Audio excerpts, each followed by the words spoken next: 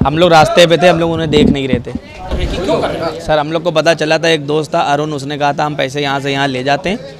उसके बाद से हम लोग को ये बात पता चली। बाकी इसके बाद हम लोग का किसी से कोई लेना देना नहीं। सर हम लोग को सिर्फ जो है 2-2 लाख रुपए दे के बाकी सब ये लोग ले गए थे वापस। रिपब्लिक भारत के डिजिटल प्लेटफॉर्म पर आपका स्वागत है। आज बात करेंगे कानपुर की, जहां एक अनोखा मामला सामने आया है। जहां एक महज लूट की घटना को अनावरण करने के लिए पुलिस जाती है तो उसमें 1600 करोड़ के संदिग्ध हवाले नेटवर्क का मामला सामने आता है।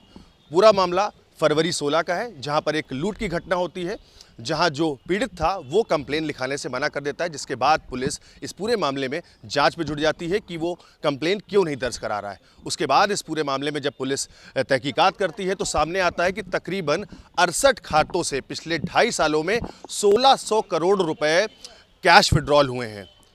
उसके साथ ही जब इस नेटवर्क का पूरा खुलासा करने के लिए पुलिस महफूज तक पहुंचती है तो महफूज का मोबाइल बंद जाता है और उसकी लोकेशंस बार बार चेंज होती नज़र आती हैं। इसी के साथ जब आरोपियों को मुठभेड़ में कल देर रात पुलिस पकड़ती है तो उनसे पूछताछ में पता लगता है कि उन्होंने इस लूट की घटना को अंजाम तो दिया था, लेकिन जिनसे पैसा लूटा था वो महज एक कैरियर के रूप में काम करते हैं, जो कि बैंक से कैश को ले करके लोगों तक पहुंचाते थे। एक बड़े नेटवर्क का खुलासा हुआ है। तकरीबन 2.5 साल में 1600 करोड़ रुपए का जो कैश है वो बैंक से विड्रॉल किया जाता है और उसके साथ अलग अलग जगहों पर लोगों को पहुंचाया जाता है, जिसमें फतेहपुर, कानपुर और उन्नाव के लोग के नाम सामने आए हैं। इस पूरे मामले में जब पुलिस जांच में आगे बढ़ी तो महफूज नाम के व्यक्ति का नाम आया, जिसने अपने पारिवारिक और अपने करीबियों के नाम पर खाते खुलवाए थे, जिन सब की KYC जो है वो एक ही पते की है। और इसके साथ ही इतने बड़े जो मनी लॉन्ड्रिंग का मामला है वो इसमें सामने आ रहा है। कितना पैसा लूटा था? हमने नहीं लूटा था सर। हाँ। 4 लड़के कौन थे? लारेब, यासीन, जीशान, मुजाहिद। हम लोग बहुत पीछे थे सर। बैंक से जो लोग लूट रहे थे उनकी भी रैकी तुम कर रहे थे? नहीं सर, पीछे थे हम काफ़ी। हमने नहीं देखा उनको। हम लोग रास्ते पे थे, हम लोग उन्हें देख नहीं रहे थे। तुम देख रहे हैं? जी। महफूज को जानते तुम लोग? नहीं सर। महफूज के लिए तुम काम नहीं करते हो? नहीं। महफूज तो बोल रहा है कि तुम काम करते हो। ना, नहीं, तुम्हारा काफी पैसा ट्रांजैक्शन हुआ है पैरों के तार। 1 रुपया नहीं है मेरे अकाउंट से, कोई नहीं है। क्या करते हो? कैसे नहीं, हमने नहीं करी क्या रोल था तुम्हारा? सर। रेकी कर रहे थे बस। रैकी कर रहे थे? जी। तो बैंक से ही रैकी करने लगे? नहीं सर, माल रोड से सर। माल रोड से कहां जी। जा रहे थे रैकी करने? और कौन सी? नहीं सर, हां, तो कैसे तुमको किसी ने कहा था रैकी करने के लिए? किसी ने नहीं कहा था सर। तो रैकी क्यों कर रहे थे? सर हम लोग को पता चला था, एक दोस्त था अरुण, उसने कहा था हम पैसे यहाँ से यहाँ ले जाते हैं। उसके बाद से हम लोग को ये बात पता चली। बाकी इसके बाद हम लोग का किसी से कोई लेना देना नहीं। तो पैसे लूट के बाद में बटे आपस में? सर हम लोग को सिर्फ जो है 2-2 लाख रुपए दे के बाकी सब ये लोग ले गए थे वापस। सर यासीन, लारेब, जीशान और मुजाहिद ने। महफूज कौन है ये? हमें नहीं पता सर, ये नाम पहली बार सुनना है। तो तुम लोग कहाँ घूमने गए इसके बाद? कहीं नहीं सर, दिल्ली गए, कश्मीर गए, बस वापस आ गए। जामा मस्जिद गए थे? जामा मस्जिद क्यों गए थे? सर वहीं पर रुके हुए थे होटल लेके, बस। कश्मीर क्यों गए थे? कश्मीर कश्मीर घूमने गए थे सर।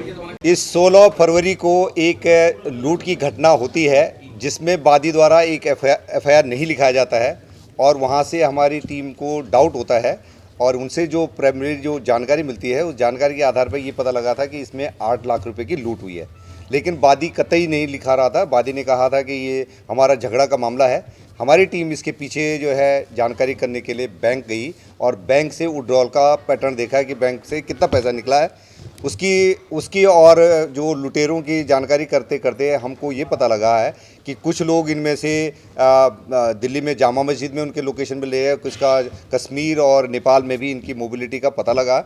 इतने बीच में हमारी टीम ने बैंकों की स्टडी करने के बाद ये देखा कि बैंक से भारी मात्रा में उस दिन 3 करोड़ 20 लाख रुपया कैश विड्रॉल हुआ था। पर ये पता लगा कि बाकी पैसा वो बांट चुके थे कैश में और केवल जो है 25 लाख रुपया ही वो उनके कैरियर ले जा रहे थे और उनके साथ ये घटना हुई थी।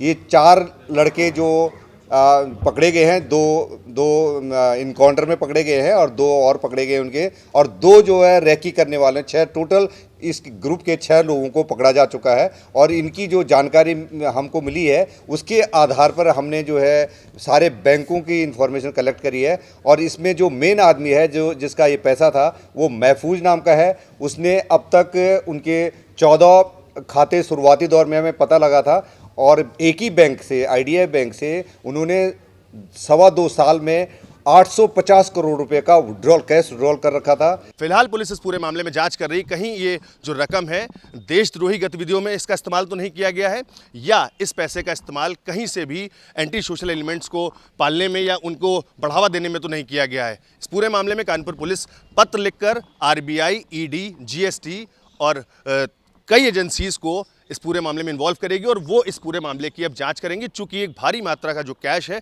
इस पूरे मामले में इन्वॉल्व है, जिसके चलते अब इस पूरे नेक्सस का भांडाफोड़ करने का पुलिस प्रयास करेगी।